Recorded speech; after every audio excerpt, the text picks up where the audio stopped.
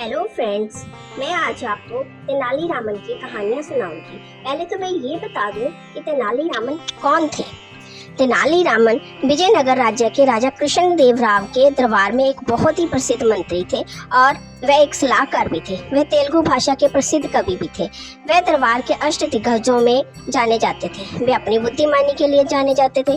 जब भी राजा कृष्णदेव राय किसी मुसीबत में फंस जाते तो तेनालीरामन को ही सबसे पहले याद करते। वे अपनी चतुराई से सभी मुसीबतों को आसानी से सुलझा देते थे। उनके किस्से बहुत ज्यादा रोचक हैं, तो आओ आज मैं आपको एक कहानी सुनाती हूँ, राजा की अंगूठी। एक दिन राजा कृष्णदेव राय गहन चिंतन में थे। उनकी हीरे की अंगूठी कहीं गिर गई थी। राजा को अपने द्वारपालों पर शक था, क्योंकि उनके अलावा वहां दूसरा कोई नहीं था। जब राजा ने द्वारपालों से पूछा तो वे सब मना करने लगे। उन्होंने इस समस्या का हल निकालने के लिए तेनालीरामन को बुलाया और आप बीती सुनाई। तेनालीरामन ने राजा की बात सुनकर सभी द्वारपालों को एकत्रित किया। तेनाली ने एक कक्ष की ओर इशारा कर द्वारपालों से कहा, आप सबको बारी बारी इस कक्ष में जाना है जहाँ काली माता की मूर्ति रखी है।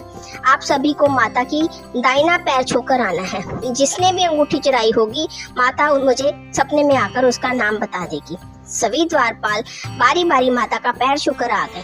तेनाली ने शुरुआती 6 राजपालों के हाथ सूंघे तथा उन्हें जाने दिया। 7वें दिन हाथ सूंघते ही तेनाली ने कहा, महाराज ये चोर है। ये सुनते ही द्वारपाल के होश उड़ गए। वह राजा से माफी मांगने लगा, लेकिन राजा ने दया न दिखाते हुए उसे जेल भेज दिया। राजा तेनाली, तुमने तो कहा था कि माता तुम्हारे सपने में आकर बताएगी, लेकिन तुमने तो अभी तक बता दिया। ये तुमने कैसे किया?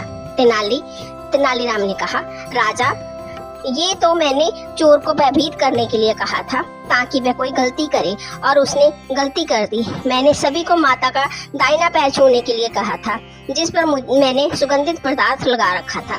सभी द्वारपालों ने वही पैर छुआ, लेकिन चोर ने माता का बायां पैर छू लिया, जिससे उसके हाथ में कोई सुगंध नहीं आई और उसे आसानी से पकड़ लिया गया। इससे हमें शिक्षा क्या मिलती है? इंसान अपनी बुराइयां कितनी भी छुपा ले, एक दिन सत्य का पता लग ही जाता है। तो है ना मजेदार मेरे दोस्तों कहानी?